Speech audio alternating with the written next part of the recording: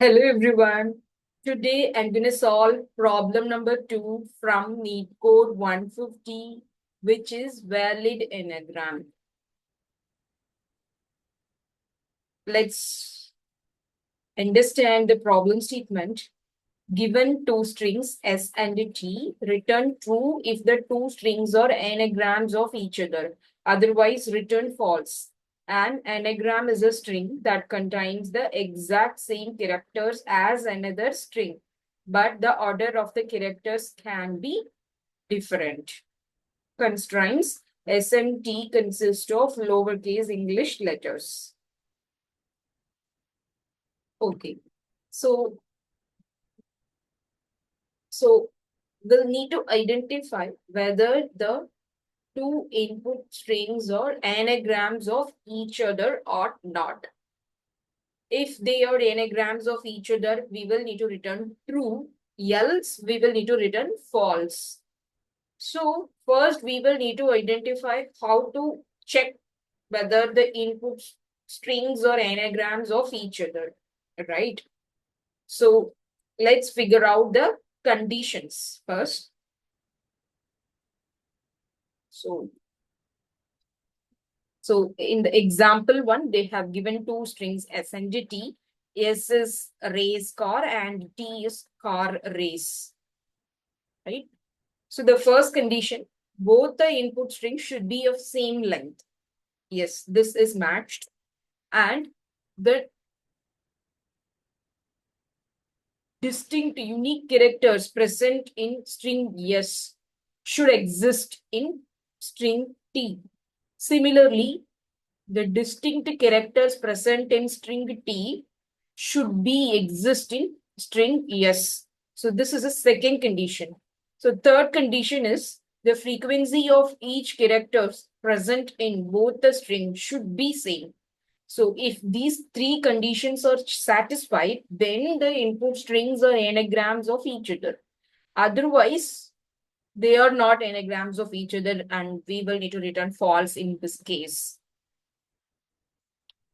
So if in this example, race car, which contains this RACE distinct characters, and T car race, it contains these RACE unique characters. So S contains all the unique characters present in T string. Similarly, T string contains all the unique characters present in S string. So if I compare the frequency of each character, this is also matching. So we'll need to return. So example one output is true. Example 2 is jar, contains JAR unique characters. T string is jam, contains 3 unique characters JAM. So S does not contains all the unique characters present in T, and T also does not contains all the unique characters present in S.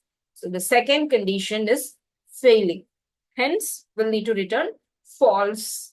So example 2 output is false. So now we understood the problem statement and we'll also figured out the conditions that we should apply to identify whether the two strings are anagrams of each other or not, right? So let's implement this in code. So the condition number one, they should be of same length, right? So if not, then we can straightly return false.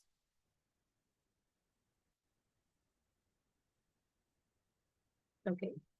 So here, so I specify the frequency of each characters in both the strings should be same, right? So in order to keep that particular frequency, I'm going to create one frequency array,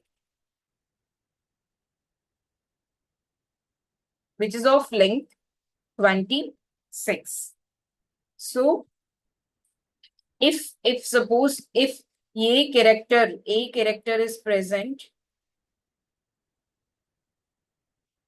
let's say 3 times, then this frequency array of 0, which is equal to 3. Similarly, if Z is present 5 times in the input string, yes, let's say, then frequency array of 25 is equal to 5. So this is how we will be preparing this frequency array. So frequency array of I represents the character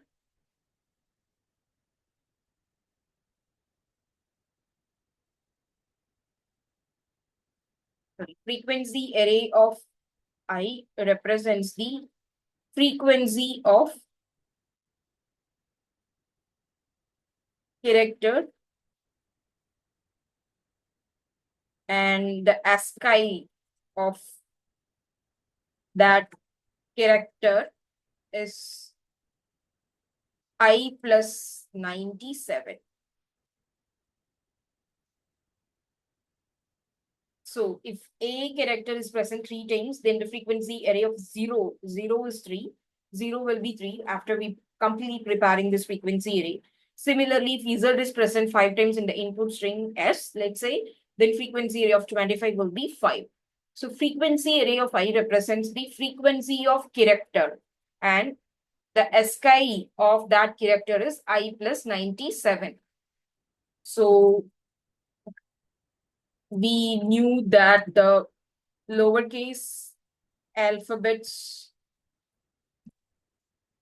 ASCII value starts from 97, right? So we will be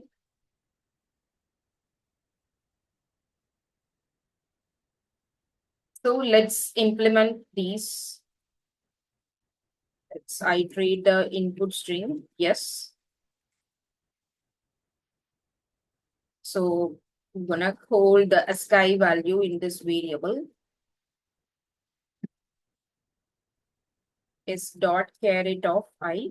So let's say if suppose character is A, then S dot caret of I will return me 97 in this ASCII variable, right? So 97. So what I will be doing, I will be subtracting the 97 from here.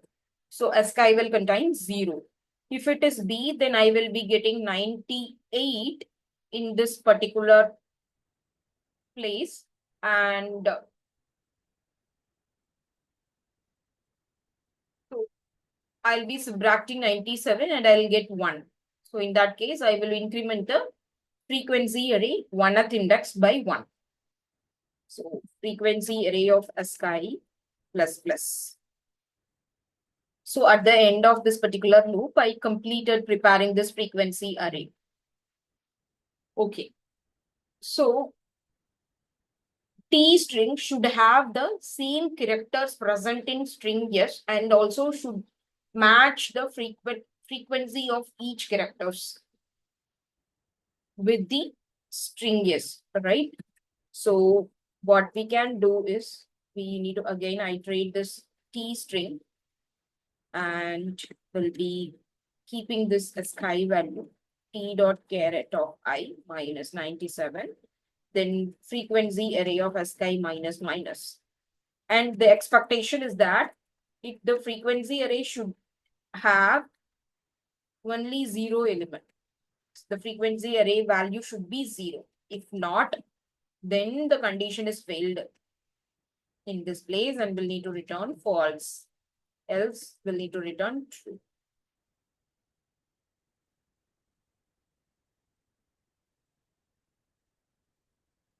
Let's run. Yes, let's submit. Yes. So talking about the time and space complexity, I'm exactly iterating one time of this two input string S and T, right? So the time complexity is the order of N plus M, where N represents the length of the input string S and M represents the length of the input string T. And space complexity is constant, which is order of 1, because I'm going to create only the frequency array of size 26, regardless of whatever the length of the input string will be, right? So that's why it is constant in complexity. Yeah, that's it. Thank you for watching, and do like, do click the like button if you really like this video. Thanks.